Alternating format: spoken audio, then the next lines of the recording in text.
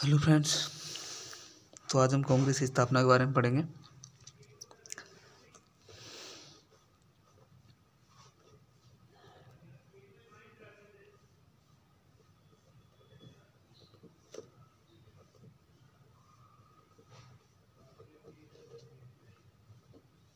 कांग्रेस की स्थापना कब हुई थी? ठीक है। तो कांग्रेस की स्थापना 28 दिसंबर 1885 हुई थी। कब हुई थी? 28 दिसंबर 1885 को कांग्रेस की हुई थी, स्थापना हुई थी। ठीक है। किसने की थी? एलन ऑक्टेवियन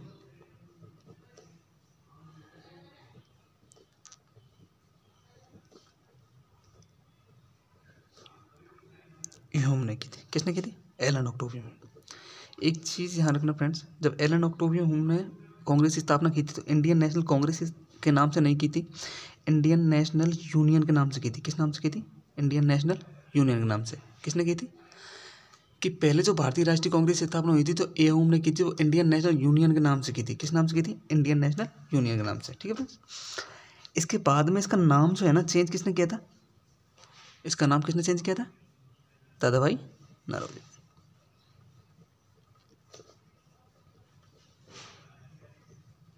क्या किया था? इनके कहने पर किया था। ठीक है। क्या किया था? Indian national Congress. क्या किया था? Indian national Congress. ठीक है। इसके जो प्रथम अध्यक्ष थे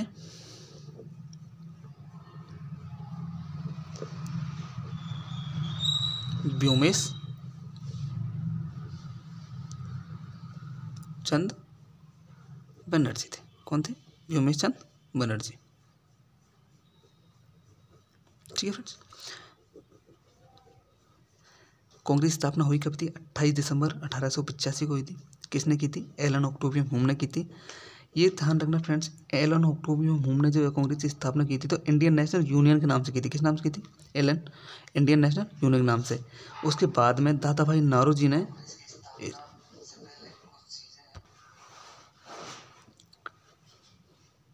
ठीक है इंडियन नेशनल यूनियन के नाम से एलन ऑक्टेवियन ने की थी। ठीक है। उसके बाद में दादा भाई नौरोजी के कहने पर इंडियन नेशनल कांग्रेस का क्या कर दिया था? नाम कर दिया था। ठीक है। व्योमेश चंद बनर्जी इसके प्रथम अध्यक्ष थे। ठीक है। इसके अन्य सदस्यों के बारे में बात करें तो दादा भाई नौरोजी,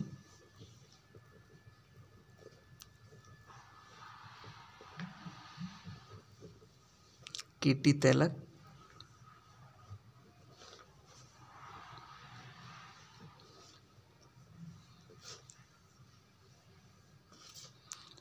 एस सुब्रमण्यम,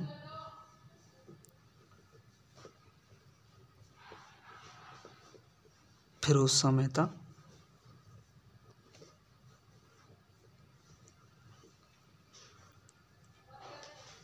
उबीराग बाचारी। ठीक है फ्रेंड्स। ये इनके अन्य सदस्य थे। ठीक है। कांग्रेस की स्थापना कब हुई थी? 28 दिसंबर 1885 को हुई थी। किसने की थी? एलन ऑक्टेवियन ह्यूम ने की थी। किस नाम से की थी? इंडियन नेशनल यूनियन नाम से की थी। दादा भाई नौरोजी कहने पर बाद में इसका नाम कर दिया था इंडियन नेशनल कांग्रेस कर दिया था। ठीक है। प्रथम अध्यक्ष कौन थे इसके? व्योमेश चंद बनर्जी थे। अन्य सदस्यों में देखें तो दादा भाई नौरोजी, केटी तैलक, एस सुब्रमण्यम सॉरी, फिरोज शाह मेहता और बी राघवाचारी। ठीक है। एक इम्पोर्टेंट चीज़ बताऊं कि कांग्रेस की स्थापना के बारे में, किसके बारे में? कांग्रेस की स्थापना के बारे में प्रथम बार कब? प्रथम बार मद्रास के एक समाचार पत्र था जिसका नाम था हिंदू। क्या नाम था? मद्रास का एक समाचार पत्र था जिसका नाम था हिंदू। उस हिंदू में क्या हुई थी? इसकी घोषणा हुई थी। क्या हुई थी? घोषणा हुई। ठीक है। किस में हुई थी सूचना? एक प्रथम बार सबसे पहले मद्रास का समाचार पत्र था, इसका नाम था हिंदू। उसमें से क्या हुई थी? घोषणा हुई थी। ठीक है। कांग्रेस का जो प्रथम वो हुआ था अधिवेशन, कहाँ हुआ था? बम्बई। बम्बई में कहाँ हुआ था?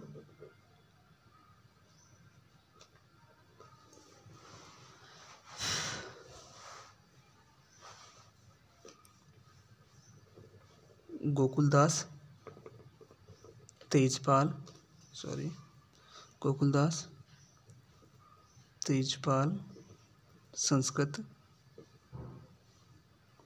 कॉलेज में। कहाँ हुआ था इसका प्रथम अधिवेशन? कहाँ हुआ था? बम्बई में हुआ था। होना था पुणे में, लेकिन प्लेग फैलने के कारण इसका कहाँ हुआ? मुंबई में। ठीक है, कहाँ हुआ था? गोकुलदास तेजपाल संस्कृत कॉलेज में। ठीक है, इसमें कितने मेंबर थे? 72। कितने थे? 72। ठीक है, सबसे ज़्यादा कहाँ से आए थे? तो बॉम्बे प्रेसिडेंसी से आए थे। सबसे ज़्यादा कहाँ से आए थे? बॉम्बे प्रेसिडेंसी से।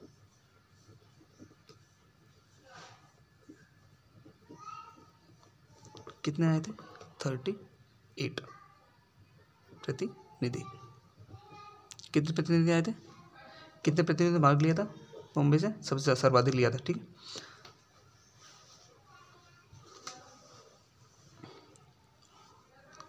एक चीज़ फ्रेंड्स कि कांग्रेस की स्थापना के समय जो वायसराय था भारत का, वो कौन था?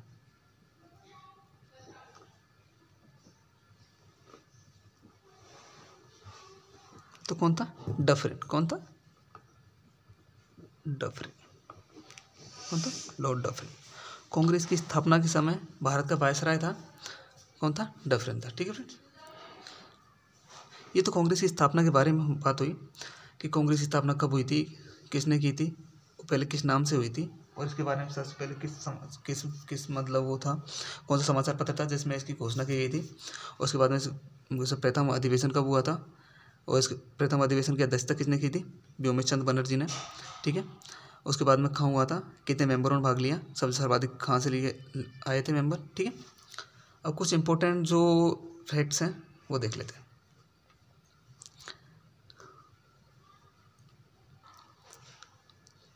तो फ्रेंड्स उनके बारे में देख लेते हैं। जैसे लॉर्ड कर्जन का क्या कहा था, तिलक ने क्या कहा था कांग्रेस के बारे में, बिपिन चंद्रपाल ने क्या कहा था कांग्रेस के बारे में, लाला लाजपत राय जी ने क्या कहा था, व्योमेश चंद्र बनर्जी ने क्या कहा था। तो उनके बारे में देख लेते हैं कांग्रेस के बारे में क्या कहा था इन लोगों ने।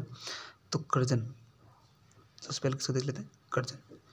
कर्जन ने क्या कहा था?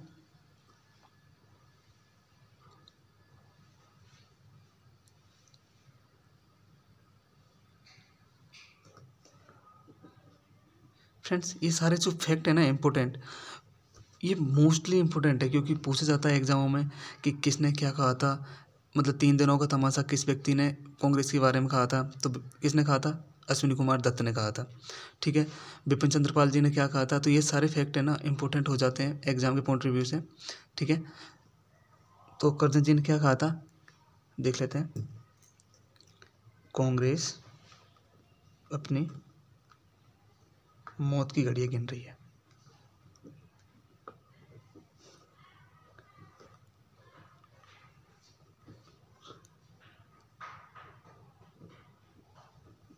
क्या कहा था कांग्रेस के बारे में कर्जन ने? कि कांग्रेस क्या कर रही है? अपनी मौत की घड़ियां गिन रही है। क्या कर रही है? मौत की घड़ियां गिन रही है। ठीक है, ठीक है फ्रेंड, अगला देख लेते हैं तिलक जी क्या कहते हैं।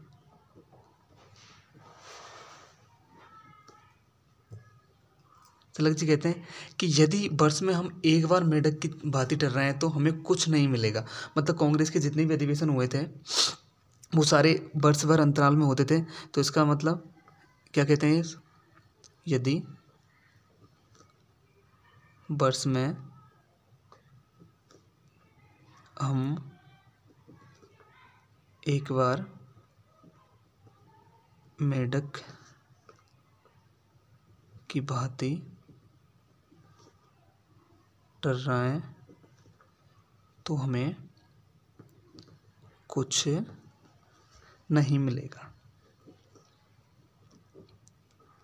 फ्रेंड तिलक जी के बारे में और कुछ महत्वपूर्ण फैक्ट बताऊंगा, पहले इन फैक्ट्स को देख लेते हैं। उसके बाद में बिपिन चंद्रपाल जी क्या कहते हैं? चंद्रपाल, ठीक है फ्रेंड, बिपिन चंद्रपाल जी। बिपिन चंद्रपाल जी कांग्रेस को एक याचना संस्था बताते हैं। क्या बताते हैं? याचना संस्था। ठीक है फ्रेंड्स, अगला देख लेते हैं। अश्विनी कुमार दत्त ने किसने? अश्विनी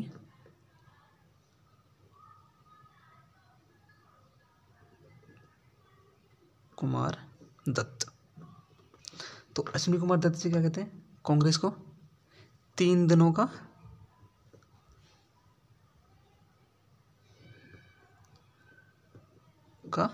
तमाशा। क्या कहा था अश्विनी कुमार दत्त जी ने? कांग्रेस को 3 दिनों का तमाशा कहा था। कांग्रेस को 3 दिनों का तमाशा कहा था, लेकिन बिपिन चंद्रपाल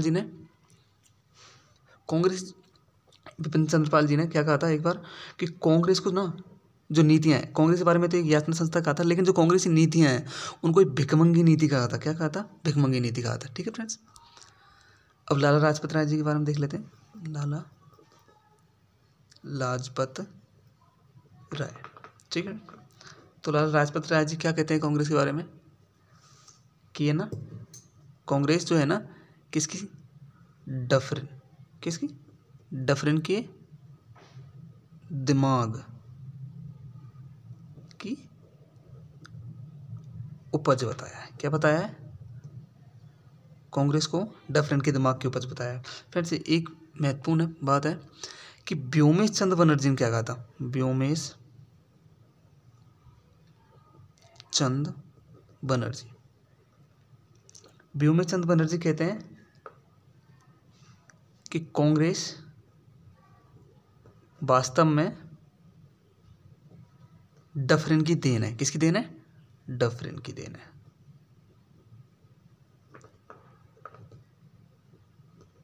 ठीक है फ्रेंड्स, तो ये सारे इंपॉर्टेंट बन जाते हैं एग्जाम के पॉइंट ऑफ व्यू से।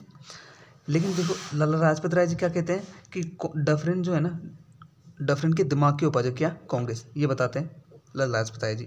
लेकिन उस व्योमेश चंद्र बनर्जी क्या कहते हैं कि कांग्रेस वास्तव में किसकी देन है? डफरिन की देन है। तो ये दोनों थोड़े कंफ्यूजन वाले बन जाते कभी कभी, तो ध्यान रखना। ठीक है, तो कांग्रेस की स्थापना के बारे में हो गया, और इसके जो फैक्ट से मतलब किन व्यक्तियों ने क्या कहा था कांग्रेस के बारे में, वो चीज़ें हो गई। अभी थोड़ी कुछ महत्वपूर्ण टॉपिक हैं, मतलब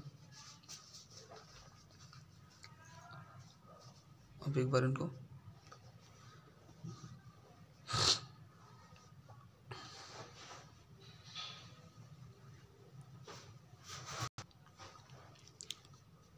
ठीक है, तो मैं तिलक जी के बारे में बता देता हूँ कुछ।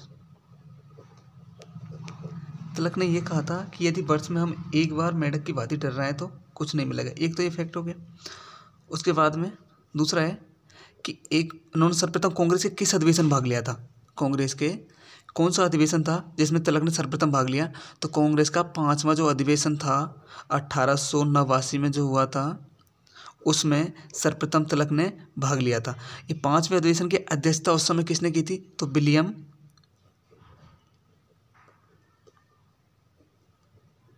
बेडरवर्थ ने की थी। उस समय जिसकी अध्यक्षता किसने की थी? विलियम बेडरवर्थ ने की थी। तिलक ने सर्वप्रथम कांग्रेस के 5वें अधिवेशन में भाग लिया था। किस अधिवेशन में भाग लिया था? 5वें अधिवेशन में। इसी जब इन्होंने भाग लिया था सर्वप्रथम महिलाओं ने भी प्रथम बार महिलाओं ने भाग लिया। किन्होंने भाग लिया? जब हम अधिवेशन पढ़ेंगे महत्वपूर्ण तब भी बता दूंगा मैं। किन्होंने भाग लिया? सर्वप्रथम महिलाओं ने भाग लिया। किस अधिवेशन में सर्वप्रथम महिलाओं ने भाग लिया था? 5वें अधिवेशन में। ठीक है, कब हुआ था ये? 1889 में। ठीक है, कब हुआ था?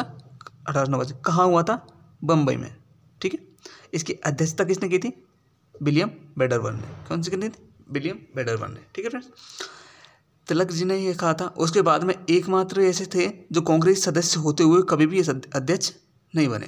ठीक है, अध्यक्ष नहीं चुने गए थे। ठीक है, कभी भी अध्यक्ष नहीं चुने गए।